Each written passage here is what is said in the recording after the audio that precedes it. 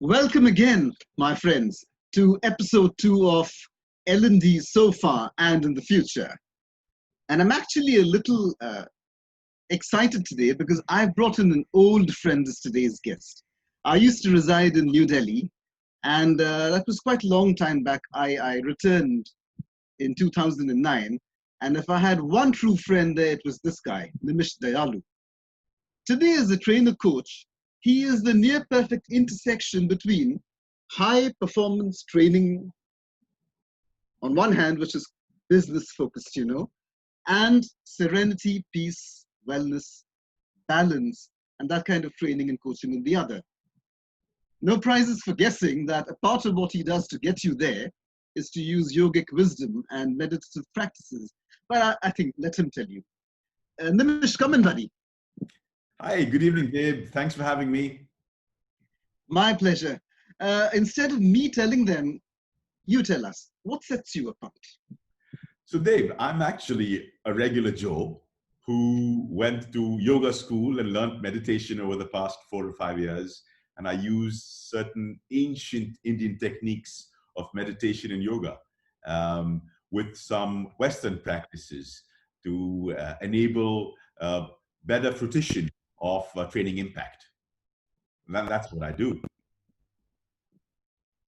Well, that makes you a pretty irregular regular Joe. How did you get there? Tell us about the journey. Right. So Dave, it was interesting, a good question, because after working 16, 17 years for corporations all over, I realized that there was something that was missing in my life. And I went out seeking, and I went upon a journey looking for answers. And I stumbled upon the doors of a yoga school about 4 or 5 years back. And so I dived deep into yogic practices, and meditation was a way of life and is a way of life for me, of my daily routine now. And I try and share this with everyone.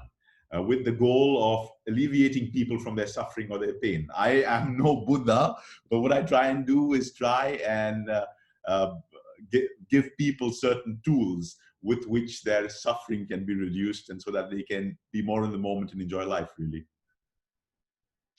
Right, so if I've got you spot on, you're not one of those who train like this. You take people along your journey of seeking, right? Yes, that is my constant endeavor, Dave. Right. But tell me, ideally, you can split this into two. Ideally and typically, whom do you serve and what do you help them overcome? Right. My typical audience is, split it into 2 different buckets. The first one is corporations, where I spend time with senior individuals and also individuals across all levels, giving them tools to help them perform better and also live a happier life. And my other bucket of clients are people who reach out to me because I've got a reasonable amount of social media presence, and they reach out to me, and they enroll for my yoga or my meditation classes, and I equip them with tools. So these are my 2 clients, and these are the people who I serve. Other than which, in my free time, I also do some pro bono work with some schools and some home for the aged sort of setups to keep myself busy. I'm fortunate. I'll have you with me as long as both of us are alive, but not my audience. So what I'd like to ask you is to leave with them a takeaway of your choice. Right. So, it's been my everyday goal. My everyday goal is to try and be a better version of myself. Now, what does that entail? It entails a lot of work. And you need to take baby steps to improve yourself, right? So to improve yourself, you need to start trying to focus on your inner well-being, your physical health, and your emotional well-being to lead a happier and a healthier life. And those would be my inputs. And because of the paucity of time, I can't give you exact tools on how to do it, but generic inputs on how you could probably live a healthier and happier life.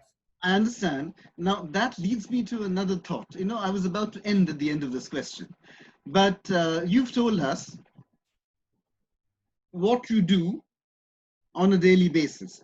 Now, how do you propose to do this? How do you propose to serve in the future? We are talking to each other in rather strange times. What's going to Well, happen? Yeah. so I mean, who's seen the future, right?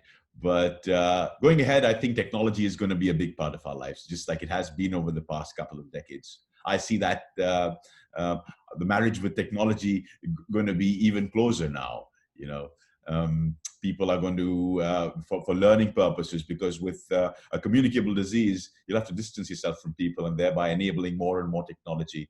And for those of us who don't want to be outdated, I tell you this, that please spend some time getting up to date with the latest technologies and the latest trends, so you're not outdated. Whether you're 15 or 52, as I am. Okay, then it's been a wonderful few minutes talking to you. Right, Dave. Thanks for the chat. It was wonderful as always.